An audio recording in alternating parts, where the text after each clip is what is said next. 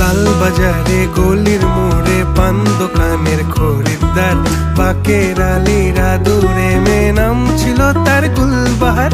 লাল বাজারে গলির মোড়ে পান দোকানের খরিদ্দার, বাকের আলীরা দূরে